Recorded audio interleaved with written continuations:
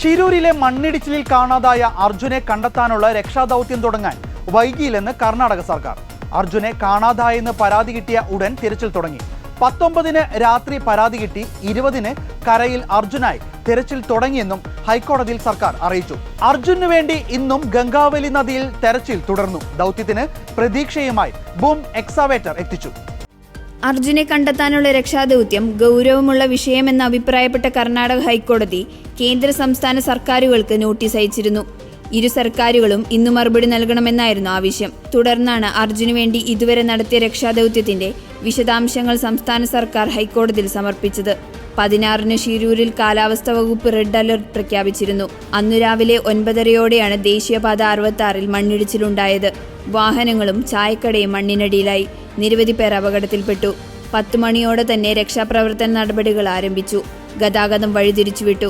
ദേശീയ സംസ്ഥാന ദുരന്ത നിവാരണ സേനകളും അഗ്നിശമന സേനയും നാവികസേനയും ജില്ലാ ഭരണകൂടവും തിരച്ചിൽ ആരംഭിച്ചു. വേഗത്തിൽ മണ്ണ് നീക്കരുതെന്നും വലിയ യന്ത്രങ്ങൾ പ്രവർത്തിപ്പിച്ചാൽ മണ്ണിടിയുമെന്ന മുന്നറിയിപ്പുണ്ടായിരുന്നതായും സത്യവാങ്മൂലത്തിൽ പറയുന്നു. പിന്നീട് 19-നാണ് അർജുനെയും ലോറിയെയും കാണാനില്ലെന്ന് പരാതി കിട്ടിയത്. വൈകാതെ നദിയിലും മണ്ണിനടിയിലും പ്രാഥമികമായി തിരച്ചിൽ നടത്തി. തുടർ ദിവസങ്ങളിൽ വിദഗ്ധ പരിശോധന നടത്തിയതായും സർക്കാർ വ്യക്തമാക്കി. ലോഹഭാഗങ്ങൾ ഉണ്ടെന്ന സോണാർ സിഗ്നൽ കിട്ടിയ ഗംഗാവലി നദിയിൽ ഇന്നും തിരച്ചിൽ തുടരും. റഡാർ പരിശോധനയിലും ഇതേ ഭാഗത്ത് സിഗ്നൽ കിട്ടിയിരുന്നു. മുൻ സൈനിക ഉദ്യോഗസ്ഥൻ എം ഇന്ദ്രപാലനും ദൗത്യത്തിൽ ചേരും. അർജുനെ കണ്ടെത്താൻ ആധുനിക റേഡിയോ ഫ്രീക്വൻസി സ്കാനറും എത്തിക്കും. അർജുൻ ഉൾപ്പെടെ 3 പേരെയാണ് ഇനിയും കണ്ടെത്താനുള്ളത്. അർജുനു വേണ്ടി ഇന്നും ഗംഗാവലി നദിയിൽ തിരച്ചിൽ തുടരും. രക്ഷാദൗത്യത്തിന് പ്രതീക്ഷയുമായി ബൂം എക്സ്കവേറ്റർ എത്തിച്ചു. നദിയിൽ 61 അടിയോളം ദൂരത്തിലും ആഴത്തിലും ഈ ക്രെയിൻ ഉപയോഗിച്ച് പരിശോധന നടത്താം.